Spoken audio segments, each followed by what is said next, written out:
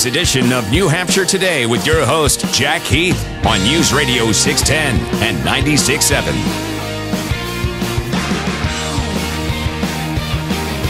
All right, welcome back. This is the show they call New Hampshire Today. Hope you're having a good Thursday morning. Well, tomorrow morning you want to be here as like you want to be every morning, up early with us, but 6 to 9, Monday through Friday. But tomorrow's weather and traffic, not a big deal. Might have some sleet in the morning, so you want to stay tuned early here, and Jennifer will have all the traffic that's fit to talk about, right? Absolutely. From all parts of our listening area, from the Spalding Turnpike to 293 in Manchester. We're going to have it all. We'll get them there safely. That's what it's about. When our state police friends live at 7:40 will remind you of that. Get there safely. We'll ask them about that incident, South Wall Street, last Sunday, where a Concord woman was shooting at people because of a fender bender. Unbelievable. All right, I want to bring in Jenn Coffey. And maybe she's had a cup of coffee. She's never heard that before. Jenn Coffey's from Andover, and she's a former state lawmaker. That's how I know of her, former state legislator, well thought of. She's also published, she's an author of the autobiography called Knives, Lipstick, and Liberty One, Women's Journey. She's a national director of legislative affairs for the Second Amendment Sisters organization, and she founded the Granite State ID Coalition. She's pretty cool. She's also a EMT, is that correct? That is correct, and yes, I have had a cup. How are you, Jen? I'm good, and yourself? Good. Thanks for joining us on New Hampshire Today. The reason why I'd love to get your thoughts, correct me if I'm wrong, the Texas incident of a stabbing, tragic, awful, just as bad as any of these acts of one nutcase who's disconnected to the human race and wants to go out and hurt people, hasn't gotten a lot of national chirping. A lot of national media hasn't jumped on this. I haven't heard Joe Biden wanting to convene a commission on knives. I'm just throwing this out there. I'm sorry. I agree with what Jennifer put succinctly earlier a few moments ago. It doesn't fit into the agenda of trying to make all these cases tap the emotion and take the guns away, and people that have guns are bad. I mean, am I off base on this? Well, I'd have to say you're hitting it right on the head. Let's consider the fact that not too long ago, in fact, in international news, we all watched in horror an American woman driving a vehicle around and around in circles over her husband, who had apparently cheated on her, and she killed him with the car. Yeah. Yet we did not hear a call out for that. And you're correct. You're absolutely correct. And that's the problem with all of this. Every time you see President Obama, every time you see some other lawmaker standing there pounding their fists on some podium, demanding action, the conversation, the content of what it should be about isn't included. And that's talking about criminals, criminal acts, and mental health issues. Yes, especially the latter point. I mean, I'm not a I don't like to stereotype, and I don't like to generalize because I just think sometimes it's dangerous. I know a lot of people do. But my point is this. If you look at the mugshot of his last name is Quick, a suspect in the Lone Star Community College, or Lone Star campus, I guess, Lone Star campus in Texas from Tuesday. If you look at the mugshot of Tim Holmes from Colorado, the movie theater man, look at the eyes, look at the mugshot. Tell me they don't look like the same person. And what I'm getting at is the mental illness thing. Instead of having hearings on Adam Lanza, or Lanza, however you want to pronounce it, Adam Lanza and his family, and looking at him, looking at Loeffner, looking at Holmes, looking at this guy, I'm sorry, there is a trend here. These are young males that somehow became disconnected with the rest of us. They somehow became angry. They somehow became inward, and they had something going on that they just were going to plan and plot this. And all the emotion after Newtown has been about the guns. You really have three different subjects. You've got people who are just simply bent on committing murders or committing crimes. I mean, Jeffrey Dahmer looked perfectly normal walking around in a suit. Yep. Nobody had any idea that he was eating young boys. Right. But the mental illness is a terrible thing. Yes. And, yes. If you walk up to somebody and you say that you have cancer, that person's going to stop and give you sympathy and want to help you, and we do fundraisers and we do walks. But somebody who walks in and says they have a mental illness, society has a tendency to turn their back, and I don't want to hear that or be a part of that. Right. So we don't treat mental illness appropriately. There are people out there that have committed crimes because they're mentally ill, and there are people out there that have committed crimes simply because they're evil.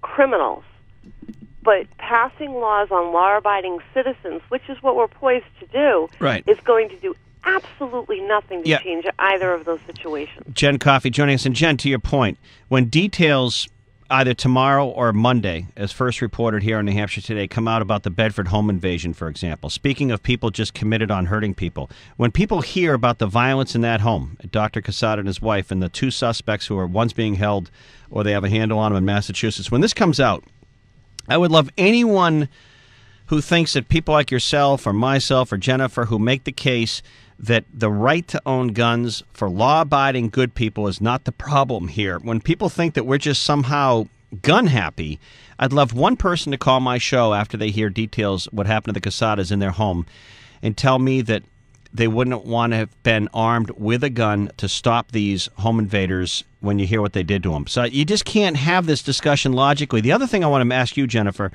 Jenn Coffey, because you've been a lawmaker, you've been an advocate, you obviously know what you're talking about, and you're rational, you're calm about this stuff. If I was sitting with President Obama in the studio, on the air or off the air, I'd say, Mr. President, you want to push universal background checks. Every one of these mass attackers that cause these massacres that you highlight emotionally would not have shown up in the universal background check. So I want to know why that would have stopped them. I want to focus on Lanza. How can we stop the next Adam Lanza? The other thing is, you make it all about the guns. And I just want to know, do you think they would have respected all the laws? We have laws against murder. People kill. We have laws against drugs. People use drugs. Do you think the law is going to stop this? Or why can't we just focus on mental illness? And here's the last question. Had a relative called the Newtown police chief a week prior to the massacre at the school, had a relative called a law enforcement officer and said, this kid is going to do this because we've read this, there's something on social media, or he's threatened to kill his mother, what would we have done as a society? Are we ready to move in and pick him up and hold him? What would we do if we had notice ahead of time? That's my question I'd ask the president. You know, I'd like to ask him too. I mean, every time you see him on TV, they have them chanting, you know, we want to vote, we want to vote, we deserve a vote. I deserve my constitutional rights. When did we decide that the Constitution was nothing more than a piece of paper? When did we decide that rights that we are born with, not granted by us, you know, from government, but that we're born with, suddenly don't matter anymore?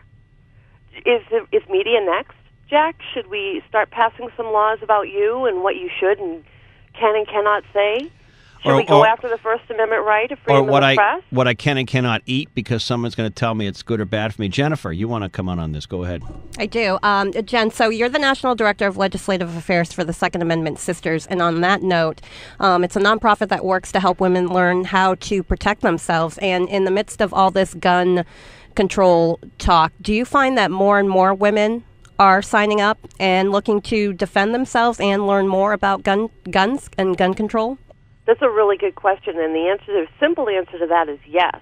The broader answer is that it's gotten to a point where many of our states, many of our organizations have had to change the way they're doing their training sessions, have had to go to advanced RSVP sign-ups because they're overwhelmed with the number of women that are coming forward. And those women that are coming forward are doing so because they've either been victimized or they want to be able to defend themselves because of the increase in violent crime that we're seeing every day. Sure. Not that long ago, you were doing a report on a brazen daylight home invasion in Concord, New Hampshire. Mm-hmm. Mm-hmm. Criminal... Yes, the woman in her condominium. Yeah.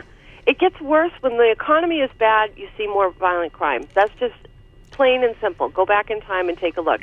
Anywhere the economy is failing, is not well, there's high job loss, there's more home invasions, more robberies. It goes hand in hand. And go ahead. People are reacting to that. Women are coming forward and saying that they want to be able to defend themselves because they know that what separates them and the criminal trying to break down their front door is not going to be holding a phone to their ear. Right.